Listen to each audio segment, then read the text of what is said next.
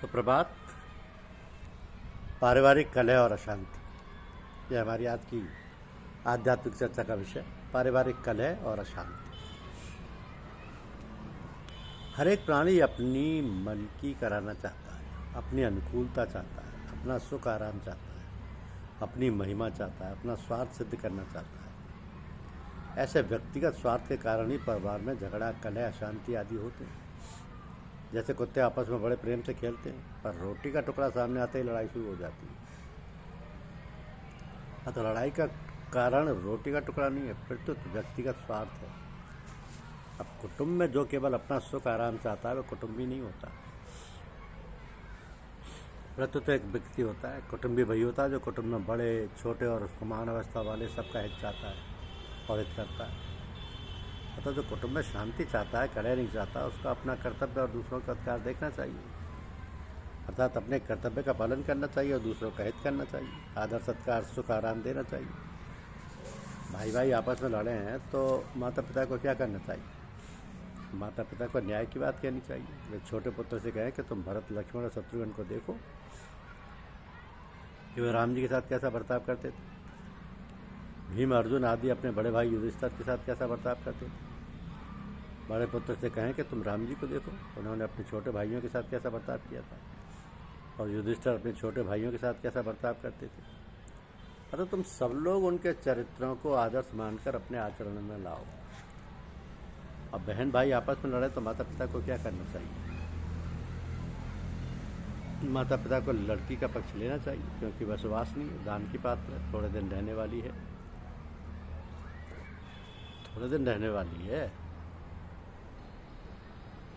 तो वह आदरणीय है। लड़का तो घर का मालिक है, घर में ही रहने वाला है। लड़के को एकांत में समझाना चाहिए कि बेटा बहन का निरादर मत करो, वो यहाँ रहने वाली नहीं है, वो तो अपने घर चली जाएगी, तुम तो यहाँ के मालिक हो। तो बहन को चाहिए कि वह भाई से कुछ भी आशा ना रखे। भाई जितना दे उसमें थोड़ा ही ले, उसमें से थोड़ा ही ले। उसको सोचना चाहिए कि भाई के घर से लेने से हमारा काम थोड़ा ही चलेगा, हमारा काम तो हमारे घर से ही चलेगा।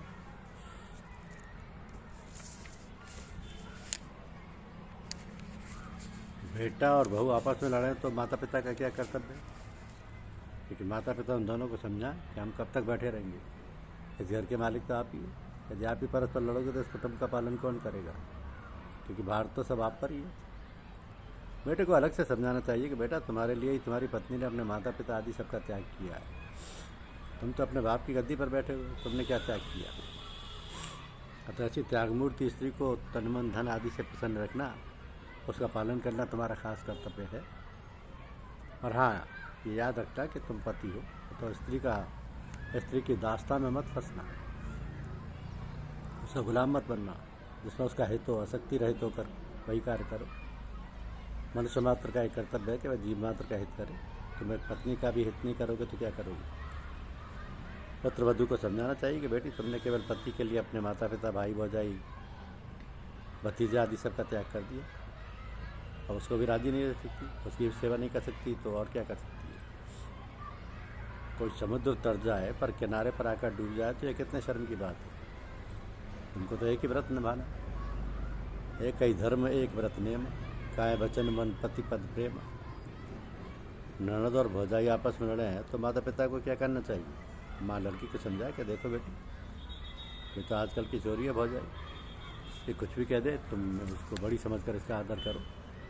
ये घर की मालकिन है, अतः तुम मेरे से भी बढ़कर विशेषता से इसका आदर करो। मेरा आदर कम करोगी तो मैं जल्दी नाराज़ नहीं होंगी, क्योंकि मेरी कन्या होने के नाते मेरे साथ तुम्हारी ममता है। और भौजाई को चाहिए कि वह ननद का ज़्यादा आदर करे, क्योंकि वह अतिथि की तरह आई। वह ननद के बच्चों को अपने बच्चों से भी ज़्यादा प्यार करे। बच्चे राजी होने से उसकी माँ भी राजी हो जाती है, ये सिद्धांत है। इस तरह ननद को भी राजी रखना चाहिए। दूसरों को राजी रखना अपने कल्याण में कारण है। बेटी में मोह होने के कारण माँ बेटी को कुछ देना चाहे तो बेटी को नहीं लेना चाहिए। बेटी को माँ से कहना चाहिए कि मेरी भौजाई देगी तभी मैं लूँगी, अगर तू देगी तो भौजाई को बुरा लगेगा और वह आपस में आपसे लड़ेगी। तुम्हें कलह कराने यहाँ थोड़े ही आई है। माँ तेरे से लूँगी तो थोड़े ही दिन मिलेगा, और भौजाई के हाथ से लूँगी तो बहुत दिन तक मिलता रहेगा। अतः त्याग दृष्टि से, व्यवहार दृष्टि से और स्वास्थ्य दृष्टि से भौजाई के हाथ से लेना ही अच्छा है। बड़े माता पिता से लड़ें, छोटे भाइयों का क्या कर्तव्य? छोटे भाई बड़े भाई के चरणों में प्रणाम करके प्रार्थना करें कि भाई साहब आप ऐसा बर्ताव करेंगे तो हम लोग किसको आदर्श मानेंगे। अतः आप हम लोगों पर कृपा करके माँ बाप के साथ अच्छे से अच्छा बर्ताव करो। ऐसा करने से आपको दो प्रकार से लाभ होगा। एक तो आपके अच्छे बर्ताव का कुटुंब पर, मोहल्ले पर अच्छा असर पड़ेगा, और दूसरा आपके आचरण को देखकर हम लोग भी वैसा ही आचरण करेंगे जिसका आपको पुण्य होगा। अतः आपका आचरण आदर्श होना चाहिए। हम तो आपसे केवल प्रार्थना ही कर सकते हैं क्योंकि आप हमारे पिता के समान हैं। तो छोटे भाई माता पिता से लड़ें तो बड़े भाई का क्या कर्तव्य है। बड़ा भाई छोटे भाइयों को समझाए कि देखो भाई, मैं और आप सब बालक हैं।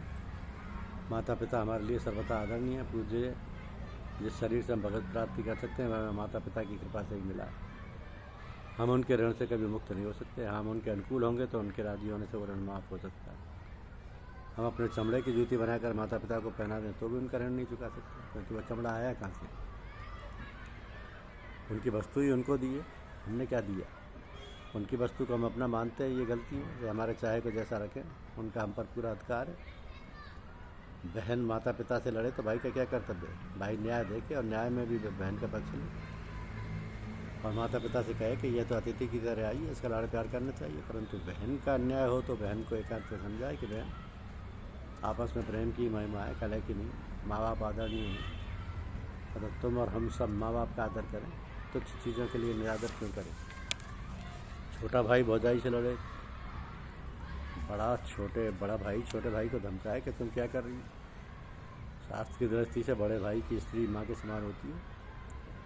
भरत और शत्रुघ्न ने सीता जी के साथ कैसा बर्ताव किया था। उनके चरित्रों को बार बार पढ़ो, मनन करो, इससे तुम्हारे भीतर निर्मल भाव पैदा हो, तुम्हारी बुद्धि स्वाभाविक ही शुद्ध हो जाएगी। जेठानी और देवरानी आपस में लड़े तो भाइयों को क्या करना चाहिए। मैं अपनी स्त्री को समझाए, छोटा भाई अपनी स्त्री को समझाए कि देखो तुम्हें मेरे बड़े भाई के पिता के समान और भौजाई के को माँ के समान समझकर उनका आदर करना चाहिए। बड़ा भाई अपनी स्त्री को समझाए कि तुम्हारे लिए मेरा छोटा भाई पुत्र के समान और उसकी स्त्री पुत्री के समान, तो तुम्हें उनको प्यार करना चाहिए। उसकी स्त्री कुछ भी कह दे तुम्हें उसको क्षमा कर देना चाहिए, क्योंकि तुम बड़ी हो। अगर तुम उसकी बात नहीं सहोगी तो तुम्हारा दर्जा बड़ा कैसे होगा। उसकी बातों को सहने से, उसको प्यार करने से ही तो दर्जा ऊंचा होगा। क्रोध करने वाले अंत में हार जाता है, और दूसरे के क्रोध को धैर्यपूर्वक सहने वाला जीत जाता है। तो दोनों भाइयों को सावधानी रखनी चाहिए कि वह स्त्रियों की कलह को अपने में ना लाएं। स्त्रियों में सहने की शक्ति कम होती है, तो भाइयों को बड़ी सावधानी से बर्ताव करना चाहिए, जिससे आपस में खटपट ना हो। अगर स्त्रियों के आपस में बने ही नहीं तो अलग अलग हो जाना चाहिए, पर अलग अलग भी प्रेम के लिए ही होना चाहिए। यदि अलग अलग होकर भी आपस में खटपट रहती है तो फिर अलग होने का क्या फ़ायदा है। तो प्रेम के साथ ही रहना, प्रेम के लिए ही अलग होना। धन्यवाद। यूट्यूब चैनल को लाइक कीजिए, सब्सक्राइब कीजिए। शुक्रिया।